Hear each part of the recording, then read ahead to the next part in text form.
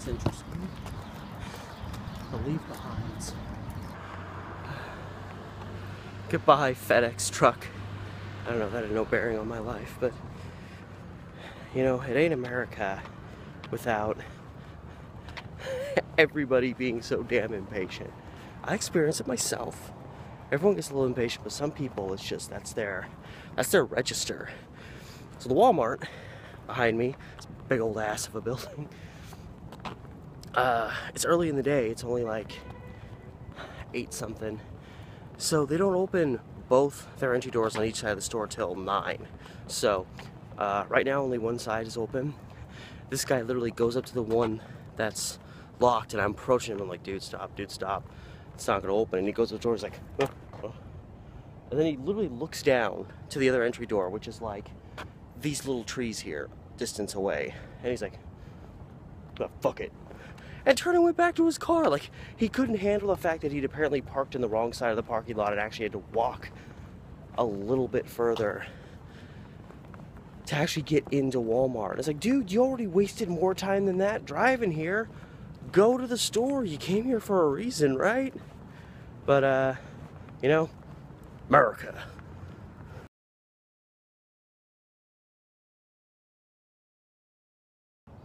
It was nice this morning, but it's starting to look ominous in the city of Portland. Physically and politically. So if you're not following what's going on in the city, the biggest bombshell of the week has been the revealing of text messages between, oh, that's on my phone. I saw a hair like right here, and I thought it was on my, actually on my face, but it was on my phone. No, I'm starting to feel the rain. The rain has showed up. I just felt a drop on my face, so I better not take too long doing this. But there was revealed that there was text messages were revealed between one of the heads of Portland Police and the head of this Patriot Prayer group that likes to wander into Portland and stir up a lot of frustration, knowing that this is a predominantly liberal town and they're gonna piss people off. I'm pretty sure the head guy of their group was quoted as saying that they come to Portland a lot and they intend on continuing to come to Portland because there's a lot of people here who need to be cleansed, which, if that isn't Nazi terminology, I don't know what is. So yeah, they come in here to intentionally incite frustration in a city where they're not really wanted. So of course there's going to be backlash. Now, I'm not justifying violence from either side, but they come to the city trying to instigate, you know, a reaction from the locals. And, you know, one thing about Portland is, you know, the people don't take that shit around here. After Trump got elected, there was protesting for, God, it felt like months. So that's the big deal, is that there's these very almost jovial, passive, joking text messages that have gone between, you know, one of the I think it's the commission, like the head person of Portland Police and the head of his Patriot Prayer group, showing that they obviously get along okay. I take it back, it's snowing. It's actually snowing right now. It just started snowing out of nowhere. It ain't gonna stick, but it just started snowing. That's a nice thing to happen while I'm talking about not so fun stuff, but I did not expect that to happen. That's a surprise. But anyway, so of course people in the city of Portland are pissed right now because, I mean, that's one of the issues though, is that police force, pretty much no matter where you are, rural, big city, you know, it's like the military. A lot of people in the military tend to be conservative. A lot of police officers tend to be conservative. It's just that people that have that kind of mindset tend to go more towards law enforcement type work. It's just the typical thing.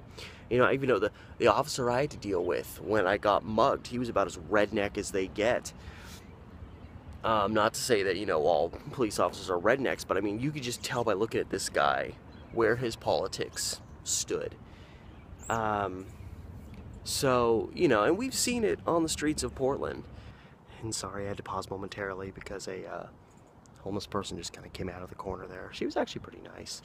I don't know why I say that like homeless people usually aren't. Pretty much 90% of my encounters with homeless people have been fine. But anyway, I keep getting interrupted. So, as I was saying, you know, it's been no, secret that the Portland police have been very adamant about protecting these groups that come into town. Now, obviously, some people that join the protest are locals, but the Patriot Prayer group, they're not based in Portland. So these are outsiders coming into the city. Now, obviously that doesn't mean that like their rights to protest or rights to, do that stuff should be infringed upon, but it's like, it's kind of problematic when these people are coming in and they're going to stir up controversy, and you're more invested in protecting them than the people who live here who are pissed and don't want them in this city. Worst case scenario, there should be at least some equality there. And I just was looking at an article, and here's how it's advanced, because I know they had a meeting recently, and apparently a lot of people were yelling and pissed off, as I can understand. I'd be pissed off too that this kind of collusion is happening. Why are people high up in our police department getting buddy-buddy with people, almost to the point of assisting them and giving them, advice on how to be, and they're not even from around here. I still can't believe it's snowing. So, the mayor, who I'm not a big fan of, but he did say, it has kind of come out that they want this to start getting looked into and investigated. So a lot of unfavorable light is falling on the police. So I noticed one of the guys that runs the police union came out and started, ripping into pretty much anybody in our government who is, or, in our local government who is, has called them out on this stuff. And it's really troublesome, because you'd think there's no way that this is one-sided. And my biggest issue with this whole scenario is, this union guy for the police comes out, and of course this guy's just going to defend the police no matter what, whether they're 100% innocent or 100% guilty. And the guy started ranting. Pretty much the guy's only argument was, I can't believe you're getting all mad about this situation, when you've got these protesters trying to deny their rights to march and causing property damage. And it was really troubling to me to see how great the distinction is. I don't know if I'm going to word this very well, but just the fact that here comes the police union guy, representative of the city of Portland, which, I'm sorry, fucker,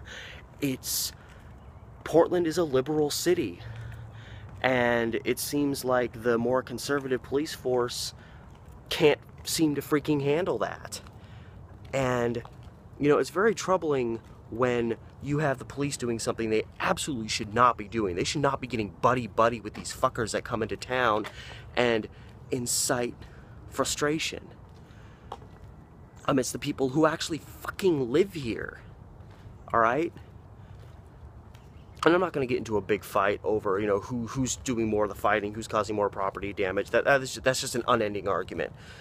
But the fact of the matter is, it's really troubling when the police and then this union guy comes out and starts ripping into the other side, and saying that the locals who are, counter-protesting and saying, we don't want your shit in our city. When you live in Portland and your police force and the head union person are so fucking the other direction that they're just openly defending these outside agitators that are coming into town and trying to create trouble, I understand people are going to do things you don't like, and sometimes you just have to deal with the fact that those people exist and not fight them. But the fact of the matter is, these situations would not be happening if these assholes didn't keep showing up in our city trying to incite trouble. I mean, that's 100% why they're doing it. Why are you coming into a city that is full of people that are 100% not in support of what you do, and then marching through the city? You're doing it to piss them off. That's no shocker. So why is it that our police force, all the way up to like high up union people, are defending the people who are instigating everything. They're the instigators in all this. I don't care what the other side's reaction is. If these assholes didn't do what they were doing, then there wouldn't be the reaction. There wouldn't be all that shit going on. All right? This is not a conservative city. Whether you like that or not is irrelevant. That's the only reason you're coming into this city. All right? And you're not going to change people's minds by coming into town and spouting your fucking Nazi ignorance. You're not going to change anything. All right? And they know that. The city of Portland isn't suddenly going to flip because you're coming into town and pissing everybody off. But somehow you've got the police openly backing you up and then openly hostile to the Democrats and liberals that actually live in the city that they preside over. That's really troubling to me when there's that far of a disassociation between these groups, that these people who, this is the police, their sole, Portland police, your sole objective is to watch over and protect the people of this city. And all they can do right now is, first, they can never fucking hack any fucking criticism at all. I'm sorry for the F-bombs. But you know, the moment anybody calls out any criticism on the police, it's always, how dare you call the police? They're putting their lives on the line every day. And I fully understand that. And I'm not knocking all police, but I'm saying, why is it that the group who we are entrusting to specifically maintain our safety, our well-being, and yet all they can do right now is bitch and then justify their open protection of people who are coming in from outside of this city and then criticizing the people within their city that they're supposed to be protecting the most? I have a serious problem with that, and it has nothing to do with political lines, it has nothing to do with all that crap. But it has to do with your job is to protect the people of the city of Portland. And when you're doing a better job of protecting people that are coming in to incite problems in your city, which should be a primary thing that you should be trying to dissuade, that's a serious damn problem, and you're not doing your job right. I'm sorry. And again, I'm not even really critiquing police officers. I'm talking about these higher up people that are doing shit they shouldn't be doing. And they're getting called on it, and you need to deal with that. Okay? That's all. My rant's done. I'm gonna enjoy the snow. That isn't gonna stick.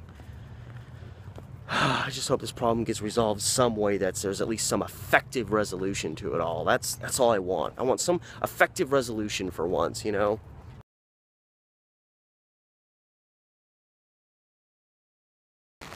This is crap. They were like, oh, it's gonna start raining by like noon. So I'm like, all right, I'm not off till 5, so at least it's gonna rain most of the day. So it's not gonna suck and start raining right before I leave. But of course, it didn't really start raining until about 45 minutes ago. So here I am, huddled under this umbrella. At least there's not really any wind for now. So hopefully this isn't going to be, this will be a minor dumpster fire getting from here to the max stop. It feels very warm to me, which is so weird because it was actually snowing earlier. Even though it said it was 40 degrees, blew me away. I've never seen it snow when it's higher than like 36, maybe 37. But it was like 40. I checked the weather because of course I was like, is a storm coming? It's like 40 degrees. Snow mixed with rain. I'm like, there was no rain. It was all just little snowflakes. And it's weird because now it feels really warm to me. Granted, I am getting off work, so my body's still warm. But there's no wind. I don't know, it feels very mild out here to me with the rain. But anyway, see you into the workday. And I'm heading home. And I'm, yeah, feeling okay. My feet hurt like hell. But could be much worse. And I don't work tomorrow, so... Oh God, somebody's coming behind me. I'm gonna die. No, don't hit me. Don't hit me. Ah, fuck, there's a big puddle there. That was stupid. I stopped paying attention. Yeah, I need to put this phone away before I cause some damage to myself.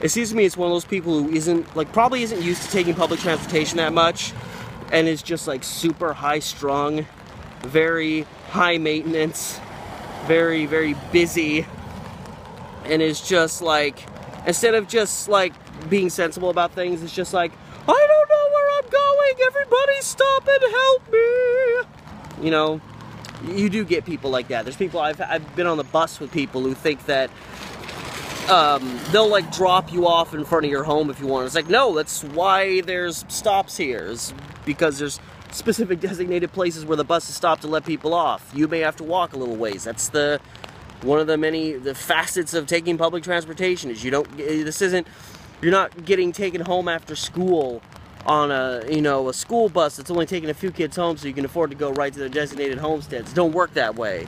So I don't know, that's kind of what I'm thinking was the situation, which is someone who isn't really used to taking public transportation, kind of just like, oh, somebody help me! I don't know if I get on here or if I get on the train going the other way. I'm being very loud and obnoxious. I'm also waiting for the bus, so I gotta kill my time somehow.